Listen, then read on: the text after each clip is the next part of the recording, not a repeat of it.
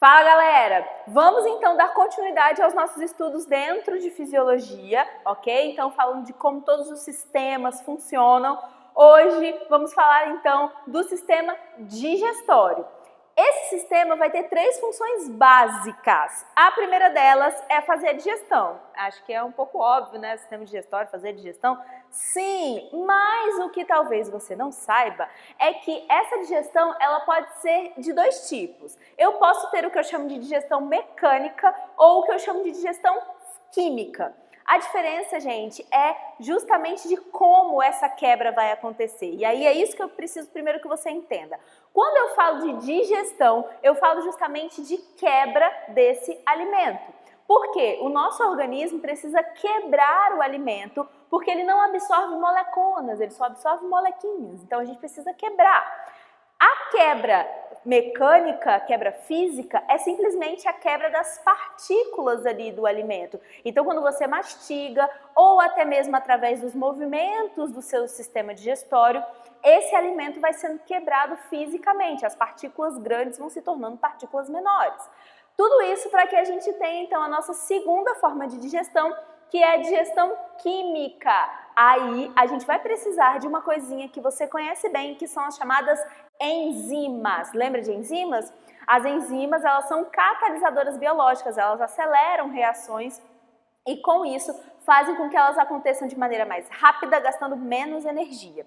Quando eu falo de digestão química, eu estou falando da quebra da molécula. Lembra que quando nós falamos de compostos orgânicos, né, carboidratos, lipídios, proteínas, vitaminas, ácidos nucleicos, nós falamos sempre de moléculas gigantes, formadas por longas cadeias de carbono.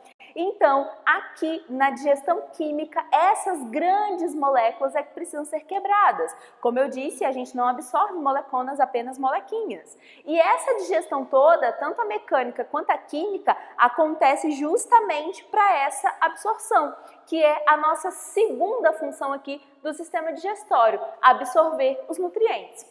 Afinal de contas, como eu sempre lembro para você, você não come só por conta desse espírito de capivara raivosa com lombriga adolescente que tem dentro de você. Você come porque o seu organismo precisa desses nutrientes, as suas células, os seus tecidos precisam do que a alimentação traz.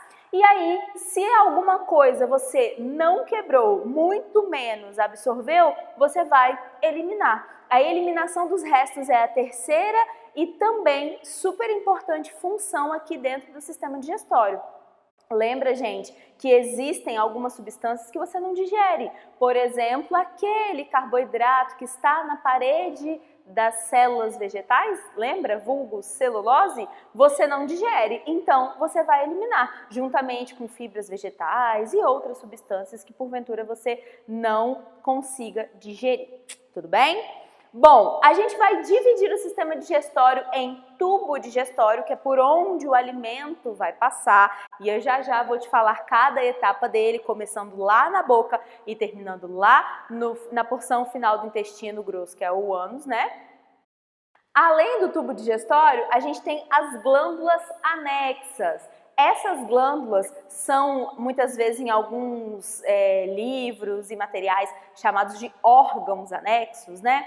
São estruturas que o alimento não vai passar por dentro delas, mas elas vão sim produzir ou armazenar alguma substância que vai ajudar nessa digestão, nesse processo todo que vai acontecer ao longo desse tubo digestório. Beleza? Temos aqui 4 glândulas anexas, glândulas salivares, fígado, vesícula biliar e o pâncreas. Eu vou te falar aonde cada uma delas vai entrar aqui nesse tubo digestório. Beleza? Então vamos lá. Quando a gente fala do tubo digestório, o caminho que esse alimento vai percorrer aqui, a gente começa lá na boca, passando pela faringe, esôfago, estômago, intestino delgado e intestino grosso, até sair então na porção final, que é o reto e o ânus, como a gente já comentou. Cada etapa, cada parte desse tubo digestivo tem uma função. Em alguns lugares uma função mais expressiva, em outros lugares nem tanto, mas vamos tratar de cada uma delas. Aqui primeiro na boca, a gente já começa com as duas digestões. Na boca a gente já vai fazer tanto a digestão mecânica quanto uma digestão química também. Quando você coloca o alimento na boca, você já começa logo a fazer o processo de mastigação. A mastigação é a forma que a gente tem, então, de fazer essa digestão mecânica, essa digestão física, de quebrar as partículas desse alimento. Você vai usar aqui na mastigação tanto os dentes quanto a língua também. Qualquer hora você tenta mastigar alguma coisa sem mexer a língua, você vai ver que não vai dar muito certo, tá? Então, o que acontece? Nós temos aqui os dentes incisivos, que são esses retinhos da frente, feitos para cortar. Os caninos mais pontiagudos laterais, feitos para perfurar ou rasgar. Os pré-molares e os molares, que são os mais achatados, mais do fundo da boca, que são feitos então para amassar, para efetivamente triturar esse alimento. Quando você coloca o alimento pela boca e começa a mastigar, é justamente para poder quebrar as partículas, aumentando então a área de atuação que a saliva vai ter. A saliva é o nosso primeiro suco digestivo.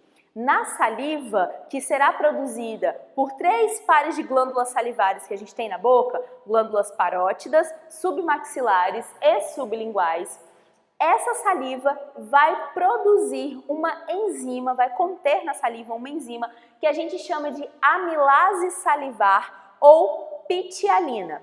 Essa enzima, ela é responsável por quebrar o amido. Então, olha só, já vou te dar uma dica para falar de enzimas. Essa terminação -ase é uma terminação típica de enzimas. Na maioria das vezes, quando você vira alguma coisa -ase, é uma terminação de enzima. Então, aqui no caso, a amilase é uma enzima para quebrar o amido. Então, a amilase salivar, que é a enzima que tem na saliva, vai ser o nosso primeiro suco digestivo e vai quebrar justamente o amido. Lembra do amido? Ele é um polissacarídeo, ele é um carboidrato muito grande. Então o amido e o glicogênio, que também é um outro exemplo de carboidrato polissacarídeo, vão começar a ser digeridos quimicamente já na boca, graças à ação da saliva. E aí, como eu disse para você, a mastigação tem o auxílio também da língua, porque ela vai revolvendo o alimento para garantir que ele vai sendo quebrado de forma eficiente e ajudando na ensalivação desse bolo alimentar, essa comida mastigada que está aí dentro da sua boca, que a gente chama de bolo alimentar, beleza? Bom, quando você finalmente projeta a sua língua para cima e para trás, você engole o alimento, é assim que você faz. E eu sei que agora você está projetando a sua língua para ter certeza de que é isso que você faz. Você está conferindo o que eu estou falando. Tudo bem, não acredita em mim, né? Quando você engole, é o último movimento voluntário que você vai fazer. Você vai ver que a partir aqui do esôfago, a gente vai ser tomado por movimentos chamados involuntários, ou seja, movimentos que independem da sua vontade para que esse bolo alimentar percorra todo o sistema digestório até o final. Quando você empurrou o alimento, você mandou ele diretamente para a faringe. A faringe, um tubo pequeno, musculoso, que você vai ter ali logo depois, né, da língua, que é comum tanto ao sistema digestório quanto ao sistema respiratório. Então, você já viu o vídeo de sistema respiratório, você sabe que pela faringe passam tanto o ar que vem das narinas, quanto o alimento que vem da boca. E aí, essa divisão aí entre sistema digestório e sistema respiratório, quem vai fazer é uma pequena válvula chamada de epiglote. É a epiglote que vai permanecer aberta se você estiver respirando. Então, o ar passa das narinas pela faringe e cai direto na laringe. Agora a epiglote fecha se você estiver se alimentando e aí esse alimento vai sair da cavidade bucal, passar pela faringe e ir direto para o esôfago. É justamente a epiglote que vai fazer esse controle. Por isso que quando você engasga e aí começa, né, o abdômen a ser bem forçado, a tossir bastante, é justamente porque alguma partícula de alimento, gotícula de saliva, acabou parando ali na glote, que é essa pequena aberturinha do sistema respiratório. Por quê? Você estava comendo rápido demais, comendo e falando ao mesmo tempo, coisa do tipo, e aí não fechou a válvula corretamente e você acabou engasgando, beleza? Esse bolo alimentar, então, saiu da boca, passou pela faringe e chegou no esôfago. Aqui a gente vai ter o início, então, dos chamados movimentos peristálticos, que são movimentos do músculo liso. Parênteses, vou te dar um recado muito importante aqui. O IFES não cobra mais da gente histologia, que é o estudo dos tecidos. Dá graças a Deus por isso, tá? Porque a nossa matéria já é grande pra caramba. Então, é por isso que eu saí de citologia e vim direto para fisiologia. Então, de vez em quando, eu até dou uma pincelada, falo de um tecido ou de outro, mas não precisa se preocupar com histologia, porque ela não é mais cobrada no nosso vestibular, que é o mais importante pra gente. Tá lá no edital? Não tá. Então, vamos seguir nossa vida, beleza? Volta aqui então. Quando eu falo desses movimentos do músculo liso, que é o músculo que compõe aqui o trato digestivo, são movimentos lentos e, como eu estou repetindo sempre, involuntários. A partir do momento que você engole o alimento, ele vai percorrer todo o resto do seu trato digestório aquém da sua vontade, beleza? O esôfago é um tubo também de 25, 30 centímetros para direcionar esse bolo alimentar até o estômago. Muita gente acha que o estômago é o centro máximo de toda a digestão, só que não é bem assim não. É claro, ele é um órgão super importante, mas não é o principal desse processo. Até porque aqui no estômago, graças ao suco gástrico, que é um suco produzido ali por este órgão, né, riquíssimo em HCl, em ácido clorídrico, que vai fazer com que seja um ambiente extremamente ácido, e graças também à pepsina, que é uma enzima produzida ali que está junto com esse suco digestivo, a única coisa que vai acontecer aqui no estômago é a digestão das proteínas. Então, todos aqueles alimentos ricos em proteínas já começam a ser digeridos aqui no estômago. E só, não tem digestão de carboidratos, não tem digestão de lipídio, não tem absorção de nada. O estômago está ali para fazer a digestão das proteínas, tudo bem? No estômago você tem duas aberturas. Uma abertura de entrada, que é a chamada válvula cárdia, que está relativamente perto do coração, por isso que ela ganha esse nome, e uma abertura de saída, que é a válvula pilórica, que vai fazer com que este quimo, como nós chamamos agora, né, o bolo alimentar troca de nome aqui, ele consiga então sair e ir para a próxima etapa, que é a etapa do intestino delgado. Muita gente tem um problema comum chamado de refluxo, que é quando você sente voltar a acidez do estômago pelo esôfago. Esse refluxo pode acontecer porque você comeu demais, porque você bebeu muita bebida gaseificada, né, água com gás, refrigerante, ou até mesmo porque você tem um pequeno problema na válvula cárdia, ela não se fecha corretamente e é por isso que quando o estômago está lá, né, fazendo seus movimentos para misturar o alimento com o suco digestivo, com o suco gástrico, essa acidez acaba voltando. Muitas vezes só uma correção na alimentação já fica suficiente, às vezes uma pequena cirurgia precisa ser feita, beleza? Aqui no estômago também a gente pode falar de outros problemas, como é o caso da gastrite, que é uma inflamação nessa mucosa do estômago, ou até mesmo das úlceras, que são feridas, que podem ser causadas por diversos tipos de problemas nessa mudança da mucosa do intestino, ou até mesmo por uma bactéria chamada H. pylori, que ela é resistente a essa acidez e consegue sim perfurar a mucosa e gerar essas feridas. Ótimo? Bom, saindo aqui do estômago, a gente finalmente chega no intestino delgado. Se a gente tivesse que dizer o centro da digestão, era aqui que a gente ia apontar. Justamente porque no intestino delgado vão acontecer duas coisas. A primeira delas é o fim da digestão. Mesmo que você tenha começado a digerir carboidratos na boca e começado a digerir proteínas no estômago, lá no intestino delgado você vai digeri-las de novo, digerir mais disso tudo. Além disso, você também vai digerir ali lipídios e ácidos nucleicos, ou seja, a máxima da digestão acontece aqui no intestino delgado. Além disso, é nesse intestino que a absorção dos nutrientes também vai ocorrer, né? Até agora a gente não tinha falado disso e a absorção é importante, então a gente vai absorver aqui também.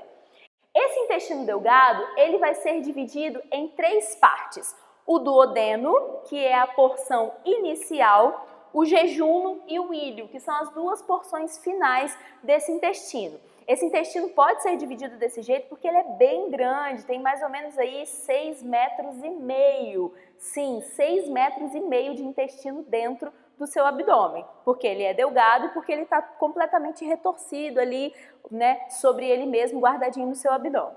Essa primeira porção do intestino delgado, que é o duodeno, vai fazer o final da digestão. E para fazer digestão, a gente precisa de mais sucos digestivos. Então, vou falar de mais 3 aqui para você. O primeiro suco é a bile. A bile é um suco digestivo produzido pelo fígado, mas armazenado na vesícula biliar. Então, lembra que eu falei para você que as glândulas anexas, elas vão produzir ou armazenar substâncias. Então, aqui a gente tem essas duas coisas. O fígado produz e a vesícula biliar armazena a bile e lança no duodeno quando ela precisa.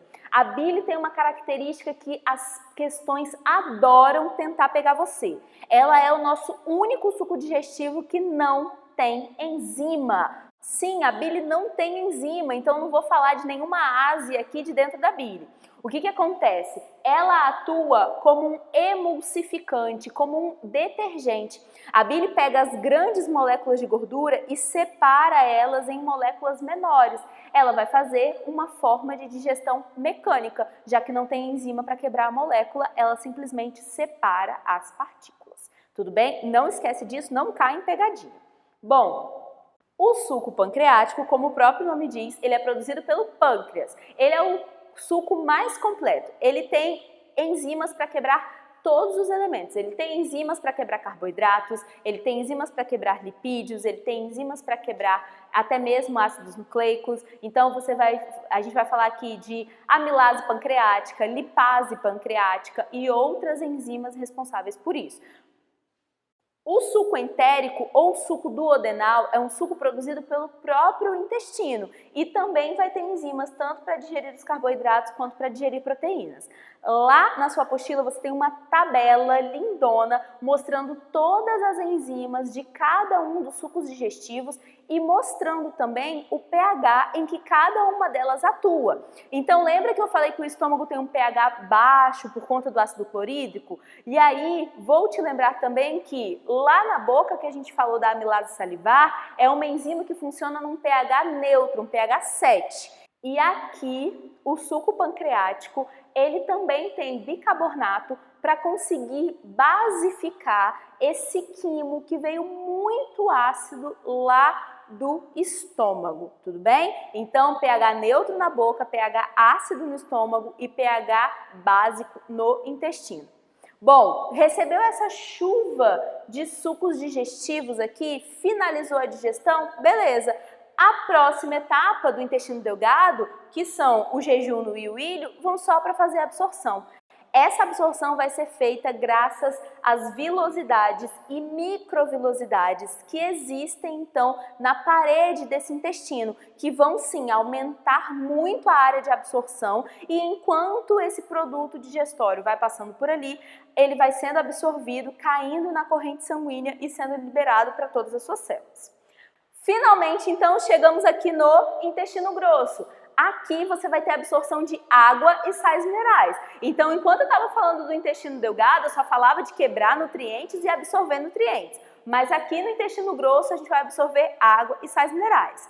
É aí que a gente precisa fazer uma diferenciação de diarreia e prisão de ventre. Eu sei que você já teve os dois, então presta atenção. Quando você tem prisão de ventre, né, aquele negócio que não sai de jeito nenhum, é por quê? É porque aquele quilo, olha que o bolo já mudou de nome de novo. Era bolo alimentar na boca, virou quimo no estômago e quilo no intestino. Aquele quilo, ele tá passando pelo seu intestino grosso muito devagar, muito preguiçoso. Sabe quando alguém fala que tem um intestino preguiçoso? É isso, ele tá lá, tipo, sabe, devagar e sempre. E aí, o quanto mais ele fica no intestino grosso, mais o intestino grosso vai absorvendo água e sais minerais. Então as fezes acabam ficando extremamente ressecadas. Agora, quando a gente fala de diarreia, é porque você foi lá comer aquela maionese caseira verde no trailer da pracinha, não é verdade? Ou então ficou lá naquele churrasco, aquele feijão tropeiro no sol o dia todo, aí depois quando você comeu deu ruim, e aí foi...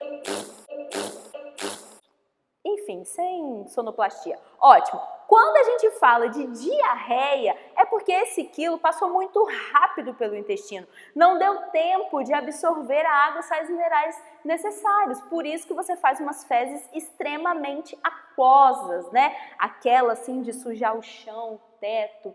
Tá, tô um pouco empolgada com essa coisa de fezes. Mas enfim, aí o que acontece? Quando você tem diarreia, provavelmente tem algum protozoário, alguma bactéria que está ali acelerando o movimento peristáltico do seu organismo para que ele possa sair logo, para que o seu organismo possa se livrar daquilo. Agora, quando é a prisão de ventre, pode ser principalmente falta de fibra, né? Então, você tem que comer verduras, frutas, porque a gente já falou que as fibras não vão ser digeridas, mas elas permanecem nas fezes, deixando as fezes úmidas, para você então liberar fezes macias e volumosas. Essa é a fezes que você tem que liberar. Já deu, né? Tudo bem. Então, vamos para o próximo sistema e aí repensa a sua vida no banheiro, sua vida intestinal, beleza? Qualquer problema sobre o sistema digestório, você sabe onde me encontrar, lá no fórum. Me empolgo quando eu falo de cocô.